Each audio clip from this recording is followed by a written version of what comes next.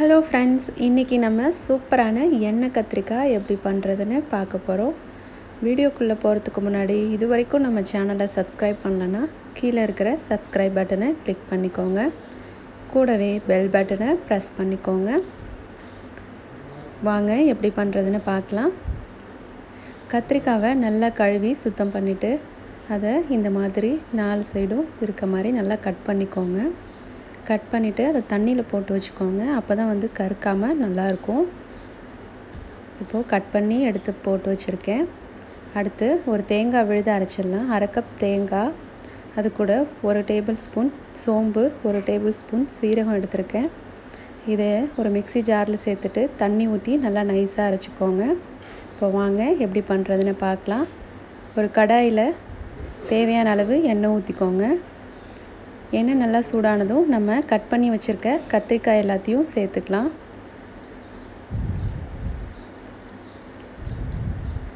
கத்திரிக்காய் எல்லாத்தையும் சேர்த்துட்டு நல்லா நம்ம வதக்கி விட்டுக்கலாம். கத்திரிக்காவை அந்த எண்ணெயிலே வந்து பாதி அளவுக்கு நல்லா நம்ம பொரிச்சிக்கலாம். அப்போ தான் வந்து ரொம்ப நல்லாயிருக்கும். இங்கே பாருங்கள், கொஞ்சம் கலர் மாறினதும் இப்போ இதை நம்ம எடுத்து வச்சிடலாம். இப்போ இது எல்லாத்தையும் வெளில எடுத்துக்கோங்க.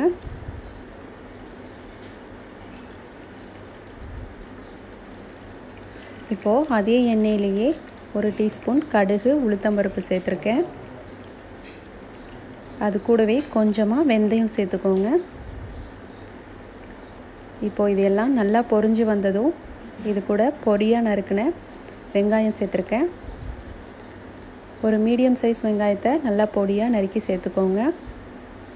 அடுத்து கொஞ்சமாக கருவேப்பிலை சேர்த்துக்கலாம்.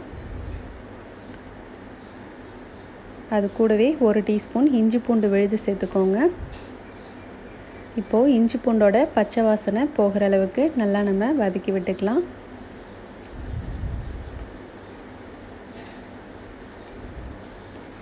பாருங்கள், இப்போ எல்லாத்தையும் நல்லா வதக்கியாச்சு. இதில் வந்து நம்ம 1/4 டீஸ்பூன் மஞ்சள் தூள், 1 டீஸ்பூன் மிளகாய் தூள் சேர்த்துருக்கேன். அது கூடவே 1 டேபிள் ஸ்பூன் குழம்பு மிளகாய் தூள் சேர்த்துக்கோங்க. இப்போ இது எல்லாத்தையும் நல்லா கலந்து விட்டுக்கலாம். உங்களுக்கு காரம் கொஞ்சம் கம்மியாக வேணும்னா நீங்கள் இதில் 1/2 ஸ்பூன் மல்லித்தூள் கூட சேர்த்துக்கலாம். இப்போ எல்லாத்தையும் நல்லா வதக்கினதுக்கப்புறம் இதில் ஒரு பெரிய சைஸ் தக்காளியை அரைச்சி எடுத்து வச்சுருக்கேன். அதையும் நம்ம இப்போது இதில் சேர்த்துடலாம். தக்காளி சேர்த்துட்டு எல்லாத்தையும் நல்லா கலந்து விட்டுக்கோங்க. நம்ம தக்காளியை அரைச்சி சேர்க்கறதுனால எண்ணெய் கத்திரிக்காய் வந்து ரொம்ப டேஸ்ட்டாக ரொம்ப நல்லாயிருக்கும்.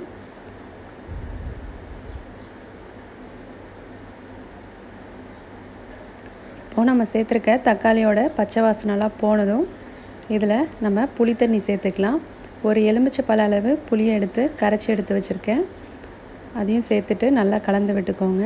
இப்போ மூடி வச்சு இது நல்லா கொதிக்க விடலாம். கொதிக்கட்டும். இப்போ எடுத்து பார்க்கலாம். நம்ம பாருங்கள், நல்லா கொதிச்சிட்ருக்கு. இப்போ எல்லாத்தையும் நல்லா கலந்து விட்டுக்கோங்க. அடுப்பை வந்து சிம்மில் வச்சுட்டு நல்லா கலந்துக்கோங்க. இந்த டைமில் நம்ம அரைச்ச தேங்காய் விழுது சேர்த்துக்கலாம். ஃப்ரெஷ்ஷாக அரைச்ச சீரகம், சோம்பு, தேங்காய் இது எல்லாத்தையும் நல்லா நைஸாக அரைச்சி சேர்த்துக்கோங்க.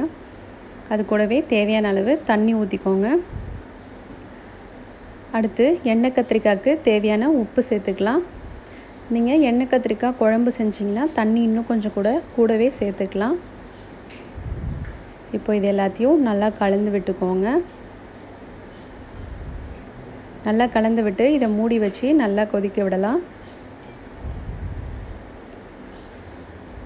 இப்போ பாருங்கள், நல்லா கொதிச்சிட்டு இருக்குது. இந்த டைமில் நம்ம ஃப்ரை பண்ண கத்திரிக்காய் எல்லாத்தையும் சேர்த்துடலாம். கத்திரிக்காய் எல்லாத்தையும் சேர்த்துட்டு நல்லா கலந்து விட்டுக்கோங்க. அப்போ தான் வந்து மசாலாலாம் கத்திரிக்காய்க்குள்ளே இறங்கி ரொம்ப டேஸ்ட்டாக ரொம்ப நல்லாயிருக்கும்.